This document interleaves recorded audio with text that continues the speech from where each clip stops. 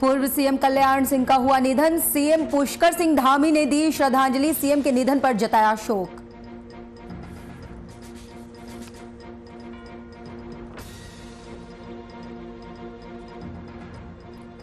राज्य में डेंगू का कहर जारी। डेंगू को लेकर प्रशासन हुआ पूरी तरह सतर्क। स्वास्थ्य मंत्री ने कहा, डेंगू बीमारी को लेकर व्यवस्था पूरी।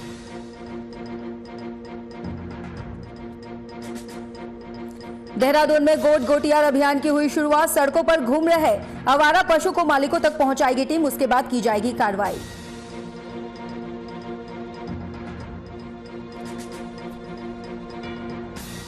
जोशीमठ में धूमधाम से मनाया गया रक्षाबंधन का त्योहार।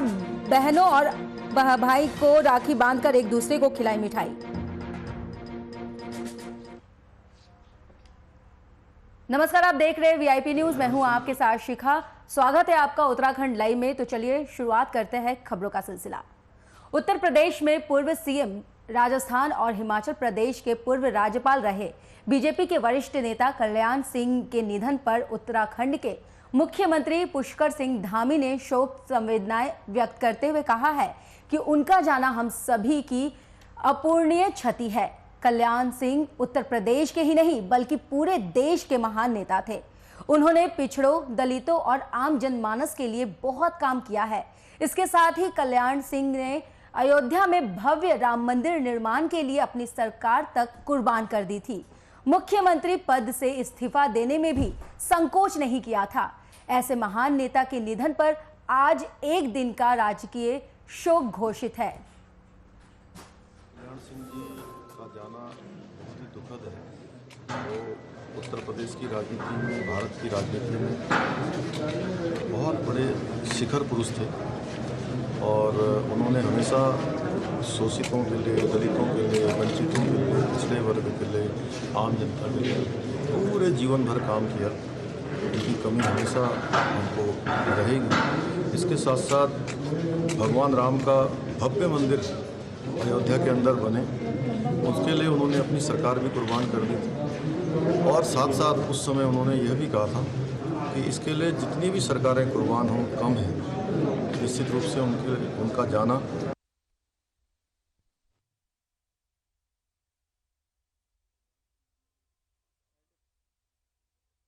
उत्तर प्रदेश के पूर्व सीएम, राजस्थान और हिमाचल प्रदेश के पूर्व राज्यपाल रहे बीजेपी के वरिष्ठ नेता कल्याण सिंह के निधन पर उत्तराखंड के मुख्यमंत्री पुष्कर सिंह धामी ने शोक संवेदनाएं व्यक्त करते हुए कहा है कि उनका जाना हम सभी की अपूरणीयता क्षति है।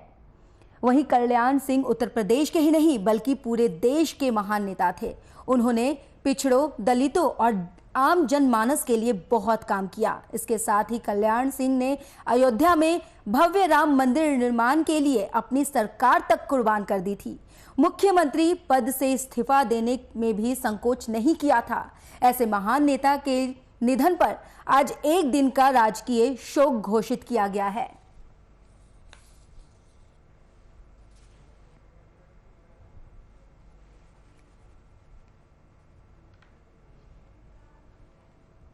बता दें कि उत्तर प्रदेश के पूर्व सीएम कल्याण सिंह के निधन से पूरे देश में शोक है।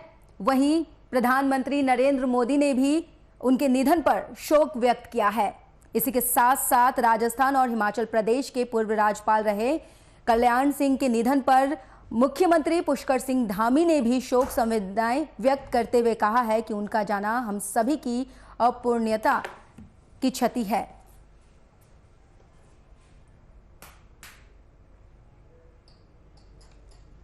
उत्तर प्रदेश के पूर्व सीएम, राजस्थान और हिमाचल प्रदेश के पूर्व राज्यपाल रहे बीजेपी के वरिष्ठ नेता कल्याण सिंह के निधन पर देश काफी शोक में है और मुख्यमंत्री पुष्कर सिंह धामी ने भी शोक संवेदनाएं व्यक्त की है।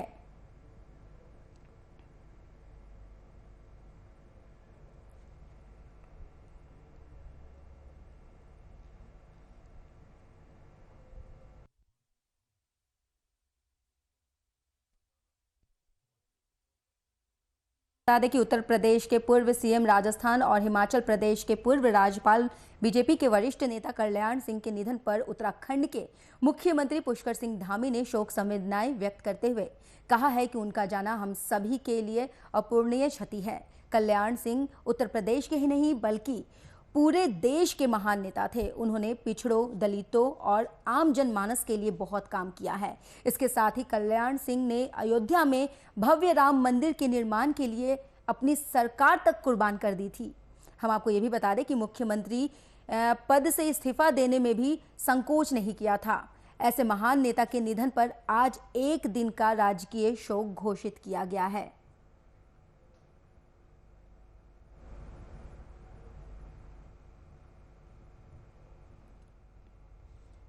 उत्तर प्रदेश के पूर्व सीएम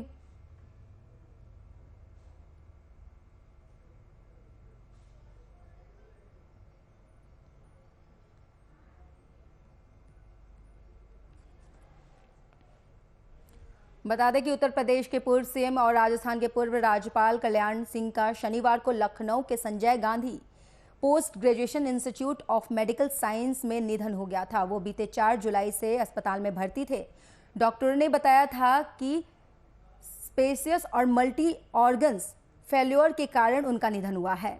पूर्व मुख्यमंत्री कल्याण सिंह का अंतिम संस्कार 23 अगस्त को शाम नरोड़ा में गंगा नदी के तट पर किया जाएगा।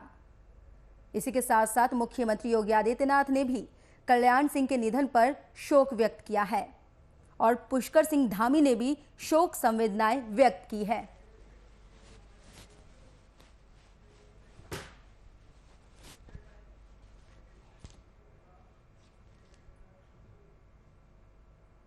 रक्षाबंधन त्योहार सावन के महीने में पूर्णिमा को मनाया जाता है। रक्षाबंधन 2 शब्दों को मिलकर बना है, रक्षा और बंधन, जिसका मतलब एक ऐसा बंधन जो रक्षा करता हो।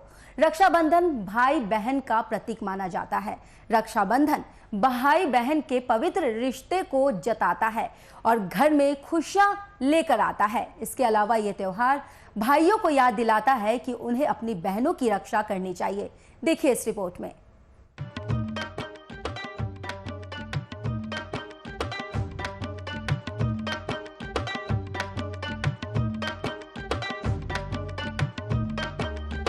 रक्षाबंधन का त्योहार भाई बहन को अपने बहन के प्रति उसका कर्तव्य याद दिलाता है। इस त्योहार को केवल सगे भाई बहन ही नहीं बल्कि कोई भी पुरुष महिला मना सकते हैं। इस दिन सभी बहनें अपने भाइयों की कलाई पर राखी बांधती है और उसकी खुशी और स्वास्थ्य के लिए मन्नत मांगती है। भाई भी राखी बांधने के बदले अपनी बहन को गिफ्ट देता है और उसकी रक्षा करने की प्रतिज्ञा करता है। रक्षाबंधन का त्योहार भारतीय घरों में खुशियों के साथ मनाया जाता है। इस त्योहार को गरीब से लेकर अमीर तक सभी मनाते हैं। जैसे सभी त्योहारों का इतिहास होता है, ऐसे रक्षाबंधन का भी अपना इतिहास है। आइए यहाँ हम आपको रक्षाबंधन के इतिहास के बारे में बताते हैं। रक्षाबंधन का त्योहार सबसे पहले सन 300 BC में मनाया गया था। उस समय अलेक्जेंडर भारत को जीतने के लिए अपनी सारी सेना लेकर यहाँ आया था और यहाँ सम्राट पूरो का काफी नाम था। अलेक्जेंडर ने कभी किसी से मात नहीं खाई, लेकिन सम्राट पूरो की सेना के साथ लड़ने में उन्हें परेशानी हो रही थी। लेकिन जब अलेक्जेंडर की वाइफ को रक्षाबंधन के बारे में पता चला तो उसने सम्राट पूरो के लिए राखी भिजवाई। उसका राखी भिजवाने का मकसद था कि जिससे सम्राट पूरो उसके पति अलेक्जेंडर को जान से न मार दे। इसलिए पूरो ने अलेक्जेंडर की पत्नी की भेजी हुई राखी का रिश्ता निभाया और अलेक्जेंडर को नहीं मारा। भविष्य पुराण के मुताबिक असुर राजा बाली ने देवताओं पर हमला किया था, तो उस समय देवताओं के राजा इंद्र को काफी क्षति पहुंची थी। इंद्र की पत्नी सच्ची से ऐसी स्थिति नहीं देखी गई। फिर वो विष्णु जी के पास गई और उनसे समाधान मांगने लगी। तब विष्णु जी ने सची को एक धागा दिया और कहा कि वो इस धागे को अपने पति की कलाई पर बांधे। ऐसा करने से इंद्र के हाथों राजा बलि की पराजय हो गई। इसलिए पुराने जमाने में युद्ध में जाने से पहले सभी पत्नियां और बहनें अपने पति और भाइयों के हाथ में रक्षा का धागा बांधती थी। Bureau report, VIP news. वहीं पूरे देश भर में आज धूमधाम से रक्षाबंधन का त्योहार मनाया जा रहा है। भाई बहन रक्षा और समर्पण का पर्व ये काफी धूमधाम से मनाया जा रहा है। खास बात यह है कि यहाँ विद्या भारती स्कूल में संबोधित बहनों को भी खुद बनाए हुए होममेड राखियों को भी भाइयों की कलाई पर बांधी गई है। तो इसी के साथ हम आपको ये भी बता दें कि भाइयों की मंगल आरती कर कलाई पर भी रक्षाबंधन सूत्र बांधकर उन्हें आशीष लेकर अपनी रक्षा का वचन भी लिया गया है।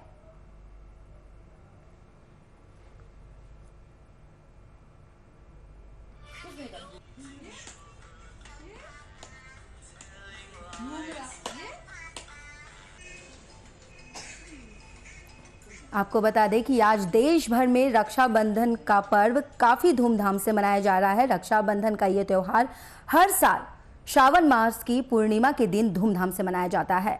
रक्षाबंधन भाई बहनों का प्रमुख त्योहार है। इस साल रक्षाबंधन आज के दिन मनाया गया। इस त्योहार के ऐतिहासिक और धार्मिक महत्व की वजह से ये दिन इतना महत्वपूर्ण बना है। इस दिन सभी बहनें अपने भाई की कलाई में विधि के अनुसार राखी बांधती है और उनसे अपनी रक्षा का वचन मांगती हैं।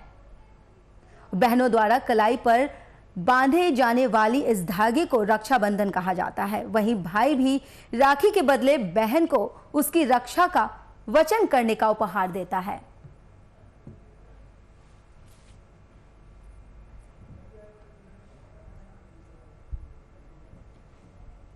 हम आपको ये भी बता दें कि रक्षाबंधन के दिन अपने इष्ट देव के सामने राखी रखकर श्लोक रूपी मंत्र को बोला जाता है। इसे पढ़कर सगे संबंधियों को याद भी किया जाता है।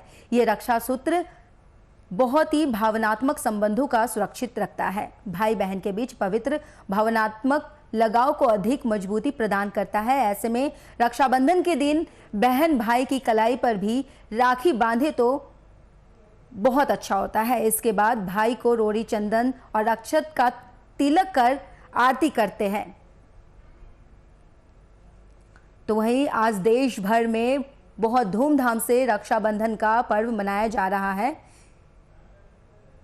इस त्योहार के ऐतिहासिक और धार्मिक महत्व की वजह से ही ये दिन इतना महत्वपूर्ण बना है कि इस दिन सभी बहनें अपने भाई की कलाई में विधि के अनुसार राखी बांधती है और उनसे अपने रक्षा का वचन मांगती है। बहनों की ओर से कलाई पर बांधे जाने वाले इस धागे को रक्षाबंधन कहते हैं।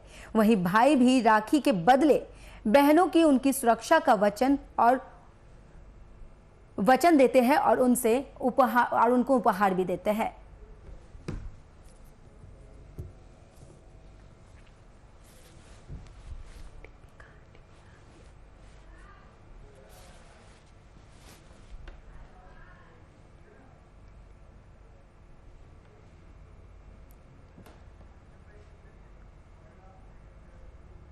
वहीं हर साल रक्षाबंधन को होने वाली बग्वाल लगातार 2 साल से कोरोना महामारी के कारण सांकेतिक रहा।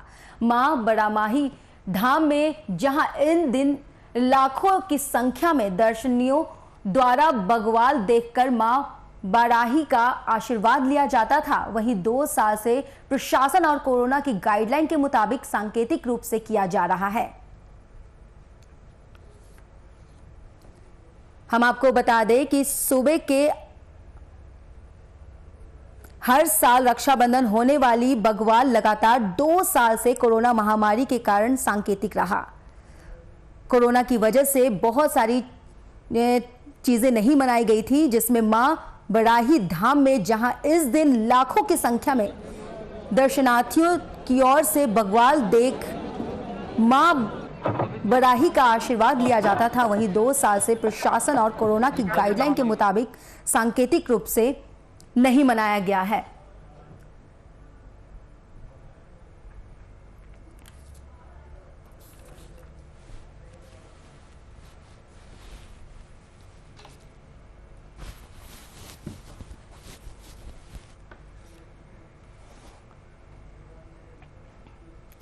सुबह की राजधानी देहरादून में डेंगू के मरीजों की पुष्टि होने के बाद एक बार फिर से स्वास्थ्य विभाग एक्शन मोड में आ गया है। वहीं कैबिनेट मंत्री डॉक्टर धन सिंह रावत ने कहा है कि डेंगू को लेकर हमारी सरकार के द्वारा प्रदेश की सभी जिलों चिकित्सालय में व्यवस्था कर दी गई है। साथ ही उन्होंने ये भी कहा है कि प्रत्येक ग्राम सभाओं में प्रधानों की अध्यक्षता में महिला मंगल दल, आशा वर्कर समूह के सभी अध्यक्षकों की कमेटी बनाई गई है। आपको बता दें कि प्रत्येक ग्राम सभा में 10-10 हजार की धनराशि छिड़काव के लिए हमारे स्वास्थ्य विभाग की तरफ से व्यवस्था की गई है, ताकि इस महामारी से लोगों को बचाया जा सके। तो वहीं अब कोरोना के साथ साथ डेंगू के बारे में हमने पूरे जिलों में और जितने हमारे पीएससी, सीएससी, उप चिकित्सालय हैं, इन पे पूरी व्यवस्था जो है सरकार की तरफ से की गई है। और इतना ही नहीं, हमने प्रत्येक ग्राम सभाओं में प्रधान की अध्यक्षता में वहाँ पे हमारी जो आशा वर्कर हैं, जो महिला मंगल दल के अध्यक्ष हैं, जो युवक मंगल दल के अध्यक्ष हैं, उनकी भी एक कमेटी बनाई है। और 10-10 हज़ार रुपये सरकार की तरफ से जो है स्वास्थ्य विभाग की तरफ से दिए गए हैं कि वो छिड़काव कर सकते हैं, गांव में सफाई अभियान कर सकते हैं, ताकि लोगों को इस महामारी से बचाया जा सके। इनको बुलाओ जो लोगों पे कहर बनकर बरपा है। तो वहीं राजधानी देहरादून में डेंगू के मरीजों की पुष्टि होने के बाद एक बार फिर से स्वास्थ्य विभाग एक्शन मोड में आ गया है। वहीं कैबिनेट मंत्री डॉक्टर धन सिंह रावत ने कहा है कि डेंगू को लेकर हमारी सरकार के द्वारा प्रदेश में सभी जिलों के चिकित्सालय में व्यवस्था कर दी गई है। साथ ही उन्होंने ये भी कहा है कि प्रत्येक ग्राम सभाओं में प्रधानों की अध्यक्षता में महिला मंगल दल, आशा वर्कर समूह के सभी अध्यक्षकों की कमेटी बनाई गई है। आपको बता दें कि प्रत्येक ग्राम सभा में 10-10 हजार की धनराशि छिड़काव के लिए स्वास्थ्य विभाग की तरफ से व्यवस्था की गई है, ताकि इस महामारी से लोगों को बचाया जा सके।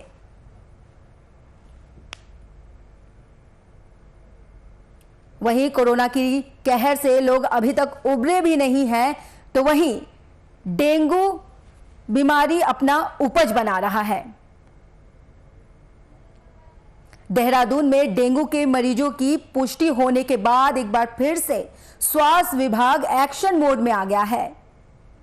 कैबिनेट मंत्री डॉक्टर धन सिंह रावत ने कहा है कि डेंगू को लेकर हमारी सरकार के द्वारा प्रदेश में सभी जिलों के चिकित्सक में व्यवस्था कर दी गई है। वहीं साथ ही उन्होंने ये भी कहा है कि प्रत्येक ग्राम सभा के प्रधानों की अध्यक्षता में महिला मंगल दल, आशा वर्कर समूह के सभी अध्यक्षों की कमेटी बनाई गई है। आपको ये भी बता दें कि प्रत्येक ग्राम सभाओं में 10-10 हजार की धनराशि छिड़काव के लिए स्वास्थ्य विभाग की तरफ से व्यवस्था की गई है, ताकि इस महामारी से लोगों को बचाया जा सके।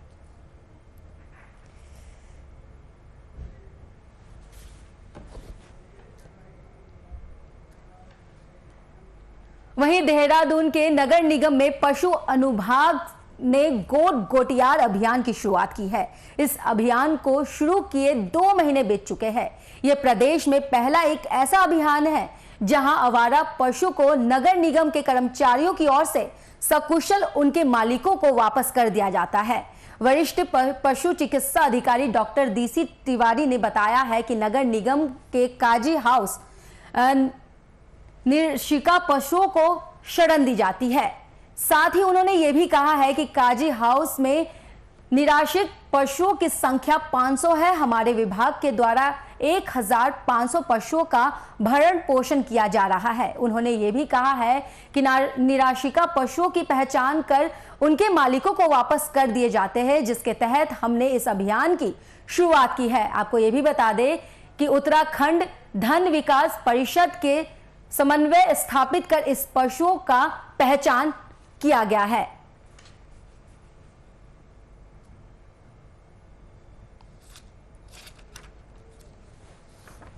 आपको बता दें कि देहरादून के ऑपरेशन गुड़गुड़ियार हमने 2 माह पहले शुरू किया। ऑपरेशन गुड़गुड़ियार हमने 2 माह पहले शुरू किया था। हमारे काजी हाउस में, नगर निगम का काजी हाउस है, उसमें निराश्रित पशुओं को हम शरण देते हैं। तो हमारे यहाँ शरण प्राप्त पशुओं की संख्या इस समय करीब 500 है और कुल हम 1500 पशुओं का भरण पोषण कर रहे हैं, जिसका व्यय विहार भी हमारे ऊपर अत्यधिक हो रहा है। तो हमने ये सोचा कि क्यों ना इन पशुओं की पहचान करी जाए और इनके मालिकों को वापस दिया जाए। तो इसी के तहत हमने ये ऑपरेशन चलाया और हमने उत्तराखंड पशुधन विकास परिषद से समन्वय स्थापित करके इन पशुओं की पहचान करी है अभी तक हम कुल 36 पशुओं की सकुशल वापसी घर करा चुके हैं। आपको बता दें कि देहरादून के नगर निगम के पशु अनुभाग ने गोट गोटियार अभियान की शुरुआत की है। इस अभियान को शुरू किए 2 महीने बीत चुके हैं। ये प्रदेश में पहला एक ऐसा अभियान है जहां आवारा पशु को नगर निगम के कर्मचारियों की ओर से सकुशल उनके मालिकों को वापस कर दिया जाता है। वरिष्ठ पशु चिकित्सा अधिकारी डॉक्टर डीसी तिवारी ने बताया है कि नगर निगम के काजी हाउस में निराशिका पशुओं को शरण दी जाती है। साथ ही उन्होंने ये भी कहा है कि काजी हाउस में निराशिका पशुओं को 500 है। हमारे विभाग के द्वारा 1500 पशुओं का भरण पोषण किया जाता है। उन्होंने ये भी कहा कि निराशिका पशुओं की पहचान कर उनके मालिकों को वापस कर दिया जाता है। इसके तहत ये अभियान की शुरुआत हुई है।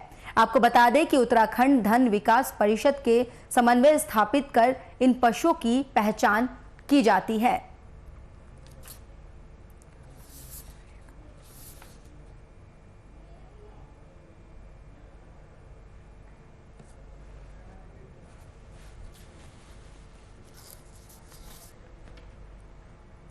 वहीं विक्रम देशवाल आयुष क्रिकेट एकेडमी के फाउंडर व गणेश शर्मा आईसीसी और बीसीसीआईएल लेवल कोच धर्मनगरी हरिद्वार पहुंचे। साथ ही इंटरनेशनल कोच उमेश पटवार भी उनके साथ मौजूद रहे।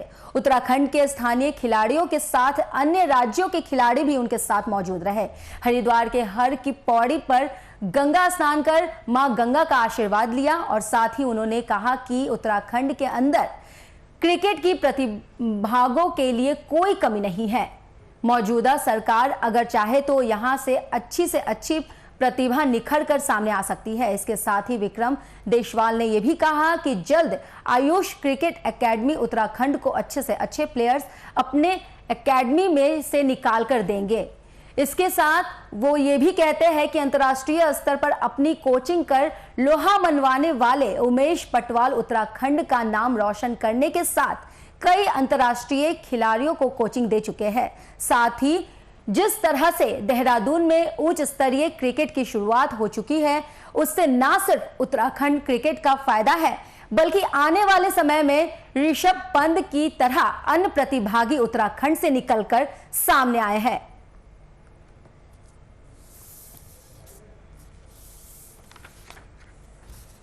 सबसे प्राचीन हमारा धार्मिक स्थल है और ये भक्ति का प्रतीक है। यहाँ आके जो सुकून मिलता है ये जो जगह हरिद्वार में प्लेस है, मुझे लगता है इससे बड़ी कोई और जगह होगी। गंगा में नहा के लोग पवित्र अपने आप को मानते हैं। और रही बात क्रिकेट की, तो सर मैं क्रिकेट से बीसीसीआई और आईसीसी लेवल 1 कोच भी हूँ और मैं देख रहा हूँ उत्तराखंड में डे बाई डे इंफ्रास्ट्रक्चर बढ़ रहा है। एसोसिएशन बहुत अच्छा काम कर रही है, यहाँ की डिस्ट्रिक्ट बहुत अच्छा काम कर रही है, जो आने वाले यहाँ के भविष्य के लिए बहुत बेहतर होगा। नहीं, मैं बता दूं, ऋषभ पंत बिलोंग्स टू उत्तराखंड और उन्होंने दिल्ली में बहुत क्रिकेट खेली है और वहाँ से ऋषभ पंत के आगे क्रिकेट खेलने के बाद जो इंस्पिरेशन उत्तराखंड के लोगों को मिली है और उत्तराखंड के लोग अवेयर हैं। एसोसिएशन बहुत अच्छा काम कर रही है, इंफ्रास्ट्रक्चर बहुत अच्छे बन रही हैं और पर्सनली मैंने देखा यहाँ के यंग लड़कों में वो टैलेंट है कि ज़रूर वो आने वाले समय में हिंदुस्तान के लिए 1-2 प्लेयर और देगा। क्योंकि अभी डेवलप हो रही है ना स्टेट, तो बहुत ज़्यादा चांसेस है सारे बच्चों को इंडिया लेवल पे और इंटरनेशनल लेवल पे परफॉर्म करने के लिए। पहले हमारा जो बेसिक है, जैसे अंडर 19 की टीम है, तो हमने कोशिश करना है कि हमारी जो अंडर 19 के प्लेयर्स है उसमें से काफ़ी लोग इंडिया अंडर 19 रिप्रेजेंट करेंगे। उसी तरह से फिर हमें वहाँ से IPL वगैरह और फिर वहाँ से इंडिया के चांसेस बढ़ जाएंगे। तो अंडर 19 को बहुत ज़्यादा स्ट्रॉन्ग करना चाहिए हमें। उसे बोलते हैं कि आप एक एकेडमी बनाते हैं, उस एकेडमी को आप स्टेडियम के साथ ज्वाइन कर लोगे तो आपको बहुत सारा एडवांटेजेस मिलता है। तो एक एकेडमी डेवलप करेंगे ये, तो उनसे बहुत ज़्यादा फायदा होगा इनको इंफ्रास्ट्रक्चर की बहुत ज़रूरत है। डेफिनेटली देखिए सर, हमारा मोटो ये है, एक्चुअल में मेरा अपना खुद का बच्चा क्रिकेट खेलता था और मैंने जैसे ही यहाँ पे अपनी सुविधाओं का अभाव देखा, उसके चलते ही मैंने ये चीज़ तैयार की है सर। तो सबसे पहले तो मैं ये बता दूं सर कि हमारा जो भी फोकस है मेन, वो क्रिकेट के ऊपर ही है। पैसा कमाना हमारा एम नहीं है। कोई भी बच्चा, मैं आपको भी बोलता हूँ, कोई भी बच्चा जो टैलेंट है, मल्टी टैलेंटेड बच्चा है, अगर उसको अच्छी सुविधाएं और अच्छी चीज़ें चाहिए तो हमारे पास आ सकता है, हम उसका ट्रायल लेंगे। अगर वो लड़का में दम है तो हम लोग उसको बिल्कुल फ्री ऑफ कोचिंग देंगे साल के साल। और रही बात सर, ये हम लोगों ने उस लेवल पर तैयारियां की हैं कि जो प्लेयर को रणजी खेलने के टाइम पे जो सुविधाएं मिलती हैं वो आयुष क्रिकेट अकेडमी के अंदर हैं।